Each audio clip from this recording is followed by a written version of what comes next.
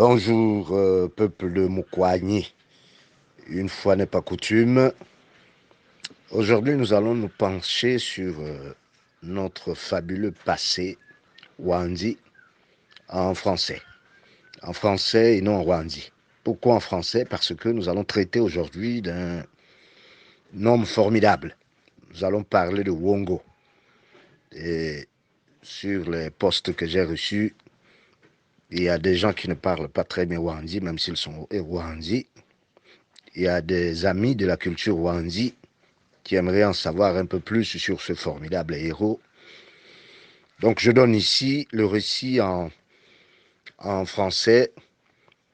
Le récit Wandi, je vous produirai un peu plus tard pour les puristes.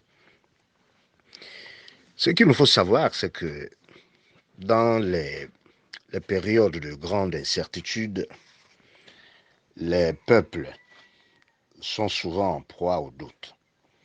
Et comme dit le proverbe, si tu ne sais plus où tu vas, sache au moins d'où tu viens.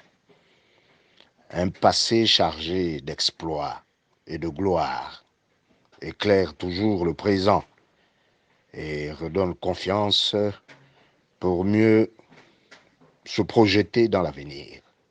Notre passé, mais c'est l'histoire de nos héros, nous le savons. Des gens qui, dans des situations terribles, ont accompli des choses extraordinaires. Extraordinaires. L'histoire, la fabuleuse histoire de Wongo que nous racontons ici aujourd'hui, c'est d'abord celle d'un homme, celle d'un Mwandi. Le récit de sa vie et des choses qu'il a accomplies a été déjà fait par plusieurs auteurs. Nous nous contentons ici aujourd'hui de parler des écrits de Richard Mobouy, de l'historienne Catherine Kokrividrovitch ou de l'historien Juste Roger Koumabila. Donc nous retenons que entre 1920 et 1930, la région de Lastourville est sous administration coloniale. La règle ici est la domination des Noirs par les Blancs. Le colon est le maître et les Gabonais sont les serviteurs. Wongo, un chef du village Bembikani, avait été nommé chef de terre par les colons. Je dis bien chef de terre, nommé par les colons. Les terres de Wongo produisaient de la nourriture qui servait au ravitaillement des colons à Lastourville. Mbundu, un des fils de Wongo, au mois de mai 1928, s'est rendu à Lastourville. Les miliciens armés, en voyant Mbundu passer, l'ont appelé. Ils lui ont montré une tombe vide et sur un ton moqueur. Ils ont dit que c'est dans cette tombe qu'ils allaient enterrer vivant cette crapule de chef Wongo. Scandalisé, Mbundu est retourné au village et a rapporté la nouvelle à Wongo. À Bembikani, la nouvelle fit sensation et un conseil de sages s'est réuni pour prendre une décision appropriée. Tard dans la nuit, Wongo rassembla les habitants de Bembikani pour annoncer les conclusions du conseil des sages. Wongo fit savoir que 1. Les Bawandi habitant les terres dont il était le chef ne devaient plus ravitailler Lastourville en nourriture. 2. Que désormais, les miliciens et les représentants de l'administration coloniale n'étaient plus les bienvenus sur les terres de Beladi. Celui qui oserait s'y aventurer serait abattu ou aurait la tête tranchée. Wongo organisa son état-major. Les forgerons, et Wongo lui-même en était un, devaient s'installer dans les grottes cachées pour fabriquer des fusils et des balles. Des tranchées d'embuscade allaient être creusées le long des pistes de grande circulation. Les femmes allaient être affectées au ravitaillement des combattants. Et le reste de la population devait se réfugier dans les forêts au cœur des monts Wandi. Informé des projets de Wongo, le commandant Turenne, envoyant depuis Mulundu une troupe de miliciens armés pour mettre Wongo aux arrêts. Nous sommes le 8 mai 1928. Les miliciens arrivent à Bembikani où ils trouvent Wongo et les siens armés jusqu'aux dents. Devant cette démonstration de force, la troupe rebrousse chemin.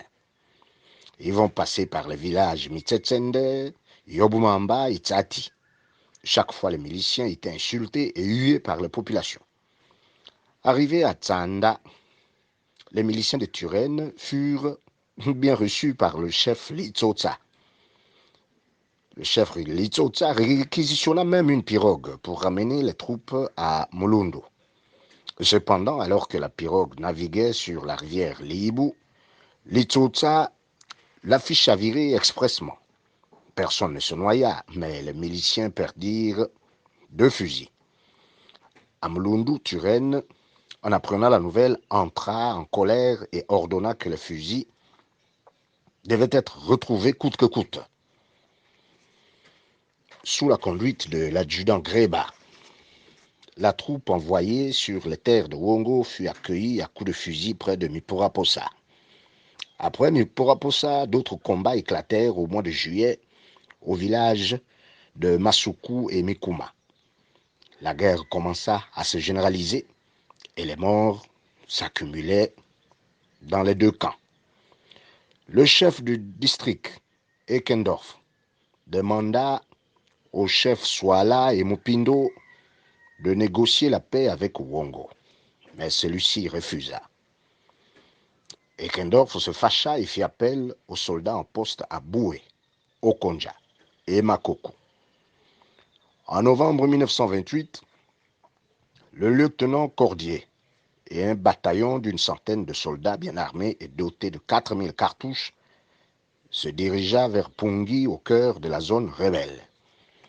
La réaction de Wongo fut immédiate. Ces guerriers fusillèrent leur premier blanc, un agent sanitaire nommé Chaput. À Pungi, la bataille fit rage. Pendant 5 jours, les soldats du lieutenant Cordier, malgré les canons et les fusils modernes, se firent massacrer par dizaines. Ne pouvant plus tenir, ils se replièrent vers Lastorville. Cordier lui-même écrira ceci, je cite, « Il faut donner à cette opération son véritable nom, : c'est un échec. » Fin de citation. La stratégie militaire des Bawanzi a été décrite ainsi qu'il suit par l'historienne Catherine Kokeri-Vidrovitch.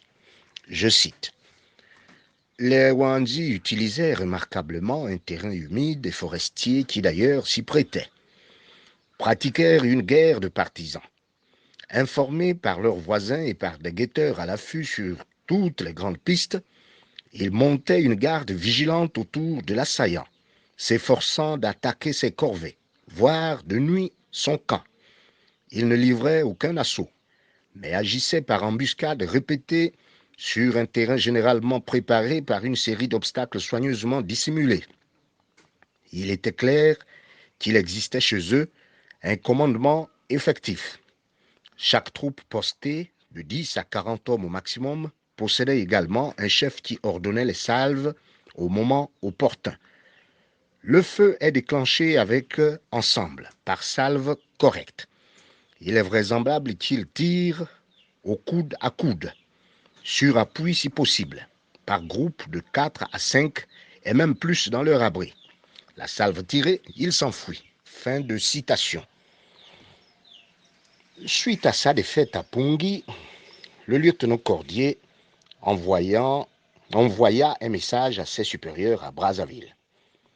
En janvier 1929, les autorités coloniales de Brazzaville envoyèrent l'administrateur Letestu à Lastorville. C'était un homme sans scrupules, violent et brutal.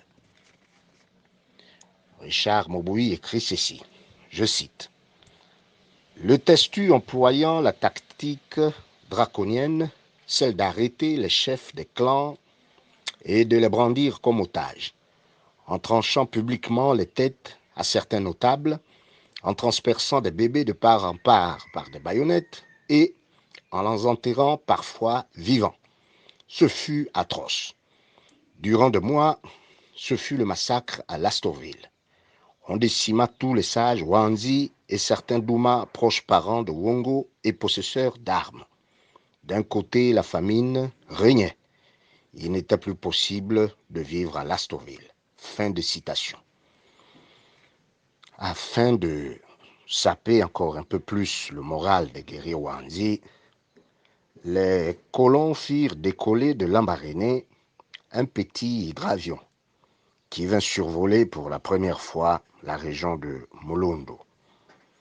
Wongo et ses troupes ne furent cependant pas battus sur le terrain militaire à proprement parler.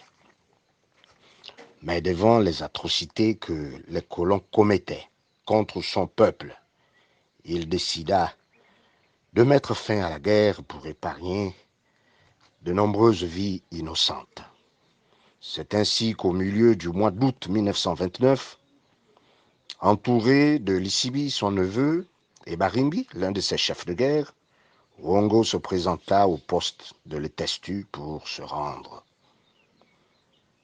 Une fois fait prisonnier, les Français condamnèrent Wongo et Lissibi à 10 ans de détention politique en Obangui-Chari. Ballotté entre Port-Gentil, Libreville, Pointe-Noire, etc., Wongo va trouver la mort en chemin. Exécuté lâchement par ses ennemis. Il est mort en martyr pour la liberté de son peuple. Sa lutte n'aura pas été vaine, car aujourd'hui encore, son courage légendaire, son héroïsme nous inspirent. Les actes qu'il a posés nous inspirent en tant que Wanzi, en tant que Gabonais, en tant qu'Africains et nous comblent bien sûr de fierté. Merci.